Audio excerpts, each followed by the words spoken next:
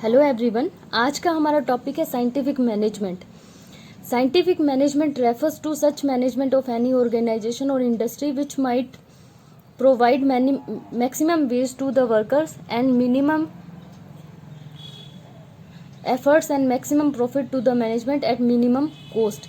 Scientific management से हमारा मतलब किसी संगठन या उद्योग के ऐसे मैनेजमेंट से होता है जहाँ पर कर्मचारी को कम से कम श्रम करके और अधिक से अधिक मजदूरी मिले और जो मैनेजमेंट है उसको कम से कम लागत पर अधिक से अधिक प्रॉफिट हो। मतलब कहने का मतलब है कि कोई भी इंडस्ट्री या कोई भी ऑर्गेनाइजेशन या किसी भी काम के दो पक्ष होते हैं कि एक तो वहाँ पर मैनेजमेंट होता है और दूसरा वर्कर्स होते हैं। तो मैनेजमेंट ये चाहता है कि उसको कम से कम लागत पर अधिक से अधिक उत्पादन हो और वर्कर्स ये चाहते हैं कि उनको कम से कम एफर्ट पर अधिक से अधिक मजदूरी मिले।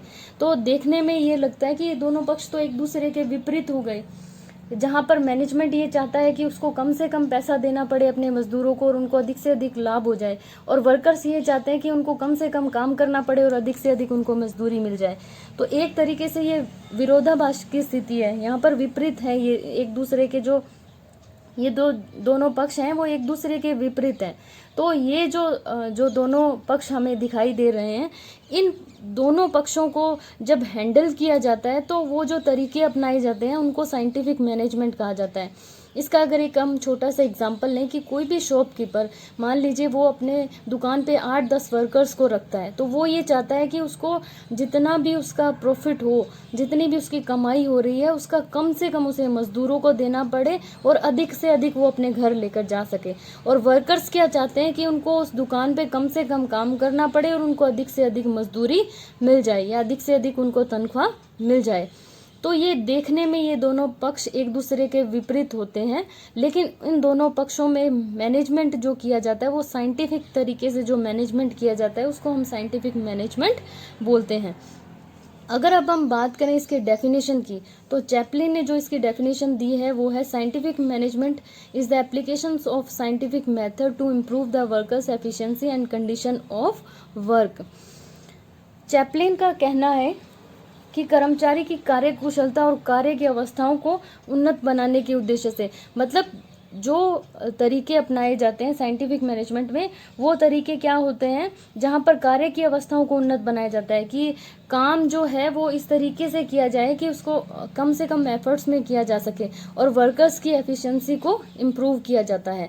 तो साइंटिफिक मैनेजमेंट में किया जाता है। आप अगर हम आगे अभी इसके प्रिंसिपल्स को देखेंगे तो हमें ये समझ में आ जाएगा कि साइंटिफिक मैनेजमेंट में ये किया जाता है कि एक ऐसा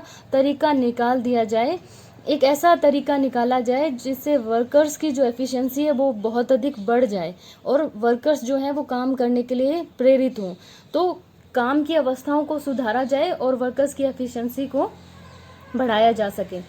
तो ये साइंटिफिक मैनेजमेंट कहलाता है।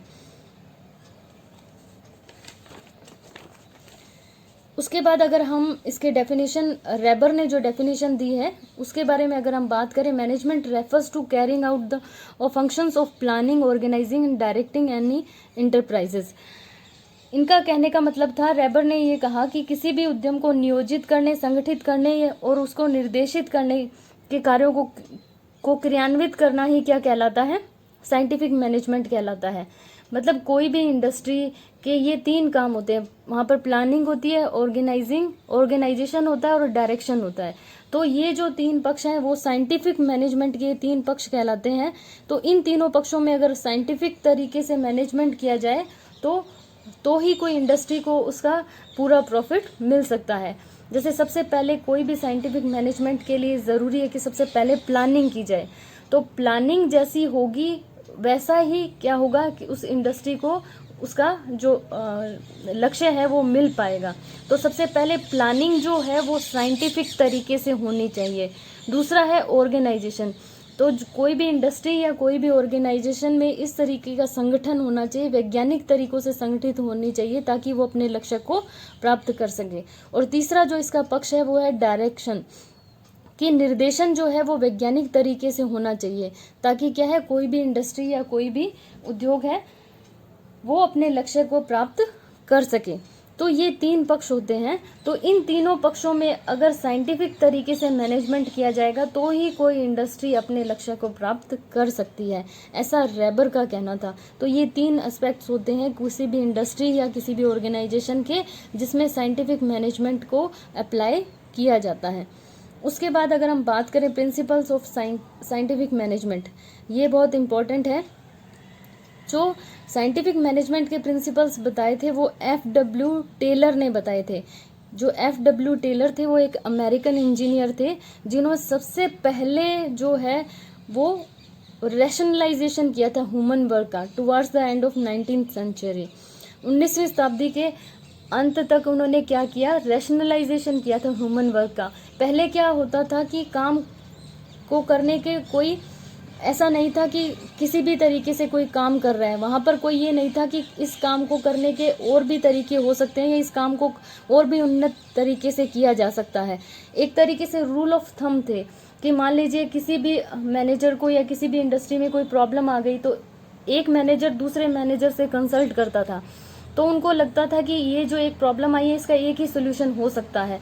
तो एक तरीके से रूल ऑफ थंब था वहाँ पर। तो टेलर ने इस रूल ऑफ थंब जो थे, इस तरीके के जो नियम थे उनका उन्होंने विरोध किया और उन्होंने वर्क का रैशनलाइजेशन किया कि काम को मतलब बहुत सारे तरीके हो सकते हैं काम करने के, तो किसी एक तरीके को, ऐसे तरीके को ढूंढा जाए जिससे क्या किया जाए, जिससे कम से कम मेहनत में हमें अधिक से अधिक प्रोडक्शन मिल सके। तो F.W. टेलर को साइंटिफिक मैनेजमेंट का जनक भी कहा जाता है। टेलर ने जो अपना स्टार्ट किया था मूवमेंट, टेलर के जो सिद्धांत थे वो इतने अधिक महत्वपूर्ण हुए कि इनको टेलरिज्म के नाम से, एक तरीके से टेलरिज्म मूवमेंट के नाम से जाना जाने लगा उस समय। तो टेलर ने जो अपना वर्क स्टार्ट किया था वो उन्होंने स्टार्टेड विद 2 अजम्पशंस, उन्होंने 2 अजम्पशन से अपना काम स्टार्ट किया था। वो क्या थी 2 अजम्पशंस? पहली थी वर्कर्स अपने एम्प्लॉयर से क्या चाहते हैं, वो ये चाहते हैं कि उनको अधिक से अधिक मजदूरी मिले। और दूसरा उन्होंने ये बताया था कि एम्प्लॉयर क्या चाहते हैं अपने वर्कर से कि उनको लो लेबर कॉस्ट पे, उनको जो उनकी मैन्युफैक्चरिंग की कॉस्ट है वो बहुत कम हो।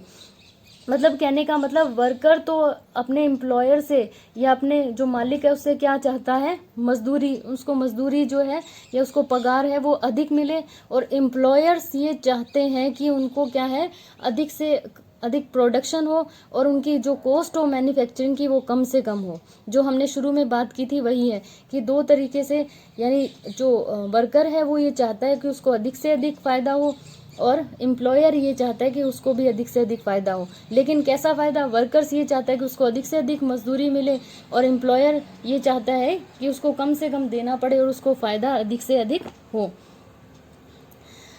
इसके बाद हम बात करते हैं कौन कौन से प्रिंसिपल्स थे। तो ये बहुत इंपॉर्टेंट है, 4 प्रिंसिपल्स बताए थे टेलर ने जो बहुत अधिक महत्वपूर्ण हैं। ये 4 जो प्रिंसिपल्स थे वो कौन कौन से थे? पहला था the best method of work, दूसरा the best worker selected for the work, तीसरा था the one best method for incentive, fourth था the one best method of employment. अब इन 4 प्रिंसिपल्स को हम एक एक करके स्टडी करेंगे। पहला जो उन्होंने बताया था the best method of work. Taylor ने ये बताया कि किसी भी काम को करने के बहुत सारे तरीके हो सकते हैं, लेकिन जो बेस्ट मेथड है काम को करने का उसी को अपनाया जाए। वो बेस्ट मेथड क्या हो, कैसा होना चाहिए? जो इजी हो, लेस कॉस्टली हो, जिस पे काम करने का खर्च कम लगे और टाइम सेविंग हो, टाइम भी कम लगे, कॉस्ट भी कम लगे और जो आसान हो, ऐसे तरीके को अपनाया जाए। टेलर ने ये देखा कि उस समय वो एक स्टील कंपनी में काम करते थे। उन्होंने देखा कि उस समय जो वर्कर्स काम कर रहे हैं वो अपनी मर्जी से काम कर रहे हैं, कोई किसी तरीके से कर रहा है, कोई किसी तरीके से कर रहा है। तो उनको जो सबसे बुरी बात लगी वो ये लगी कि क्यों ना कोई एक ऐसा तरीका निकाला जाए जो टाइम सेव करता हो, मनी सेव करता हो और बहुत आसान हो। तो उनके कहने का मतलब था कि एक ऐसा तरीका होना चाहिए काम करने का जो बेस्ट तरीका हो, जहाँ हमें कम से कम मेहनत करनी पड़े और हमें क्या है, जो आसान तरीका हो और टाइम भी हमें कम लगे।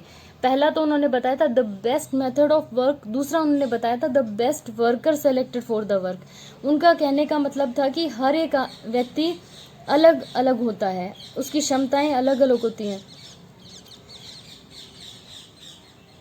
उसकी कॉम्पिटेंसी, प्रोफिशिएंसी, टेम्परामेंट, सब चीज़ें सबकी अलग अलग हैं और एक व्यक्ति सभी काम नहीं कर सकता। और ऐसा नहीं है कि सभी काम ऐसे होते हैं कि किसी एक व्यक्ति के द्वारा किए जा सकते हैं।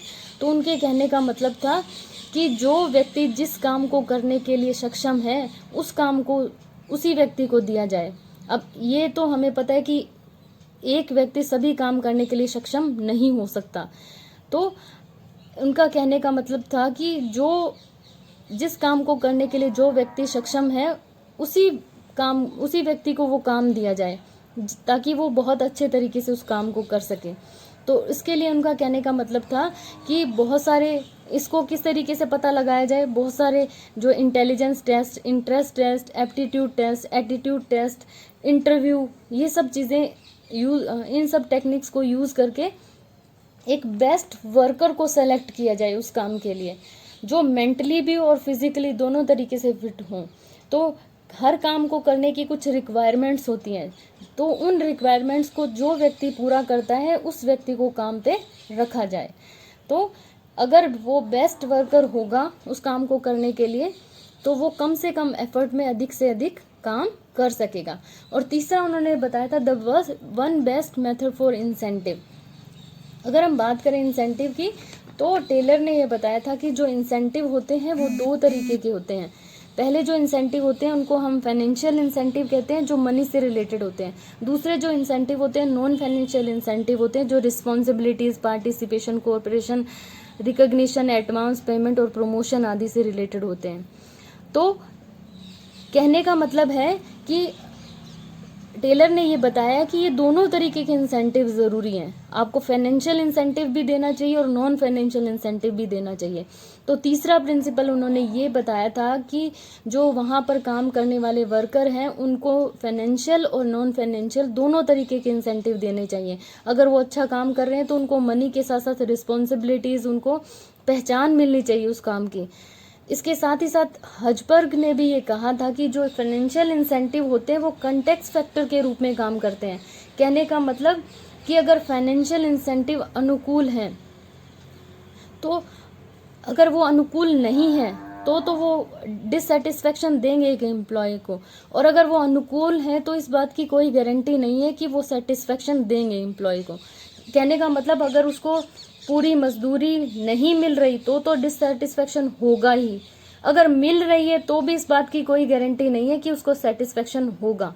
तो इनको क्या है, इसीलिए डिससेटिस्फायर कहा गया है। और दूसरा जो नॉन फाइनेंशियल इंसेंटिव है उनको कंटेंट फैक्टर, इनकी जो गणना है वो कंटेंट फैक्टर के रूप में होती है।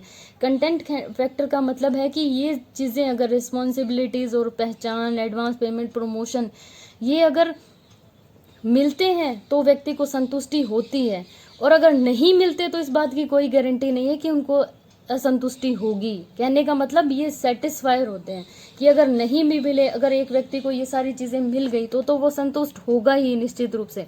अगर नहीं मिली तो भी कोई ज़रूरी नहीं है कि वो संतुष्ट नहीं होगा। तो ये सेटिस्फायर होते हैं। तो टेलर का कहने का मतलब था कि ये फाइनेंशियल और नॉन फाइनेंशियल दोनों तरीके के इंसेंटिव देने चाहिए। साइंटिफिक मैनेजमेंट में इन दोनों तरीके के इंसेंटिव का प्रयोग किया जाना चाहिए। फोर्थ जो प्रिंसिपल था the best method of employment. कहने का मतलब है कि रिस्पॉन्सिबिलिटीज़ हैं वो डिवाइडेड होनी चाहिए एम्प्लॉय और एम्प्लॉयर दोनों के बीच में। इन दोनों का जो संबंध है या एम्प्लॉय और एम्प्लॉयर के बीच में हार्मनी होनी चाहिए, उनके दोनों के बीच का संबंध अच्छा होना चाहिए। रिस्पॉन्सिबिलिटीज़ का, उत्तरदायित्व का बंटवारा सही होना चाहिए। ऐसा नहीं है कि एम्प्लॉयर को कोई काम नहीं होता, एम्प्लॉय को ही सब काम दिए जा रहे, कर्मचारी को काम दिए जा रहे, तो वो ओवरबर्डन हो जाएगा। तो इसके साथ साथ मैनेजमेंट और एम्प्लॉय या एम्प्लॉयर दोनों को रिस्पॉन्सिबिलिटीज़ को आपस में बांट कर ही उन रिस्पॉन्सिबिलिटीज़ को पूरा करना चाहिए। अगर ऐसा होगा तो इससे मैनेजमेंट को भी और एम्प्लॉय दोनों को ही फ़ायदा होगा। तो ये जो 4 प्रिंसिपल इन्होंने बताए थे, ये इनका बहुत बड़ा कंट्रीब्यूशन था टेलर का, ये 4 प्रिंसिपल्स। और जो आगे जाकर टाइम और मोशन स्टडी के लिए भी एक पूर्ववर्ती फैक्टर के रूप में काम किया था। टाइम एंड मोशन स्टडी में ये है कि इसी के बेस पे टाइम और मोशन स्टडी को किया गया था कि कैसे हम किसी काम को या किसी काम को करते समय बहुत सारी आवश्यक और अनावश्यक गतियां करते हैं, कैसे हम उन अनावश्यक गतियों को कम करके टाइम को कम कर सकते हैं और मोशन को यानी उन अनावश्यक गतियों को हम निकाल कर हम अपने टाइम को भी बचा सकते हैं और अपने एफर्ट्स को भी बचा सकते हैं। तो ये हम आगे पढ़ेंगे। Thank you.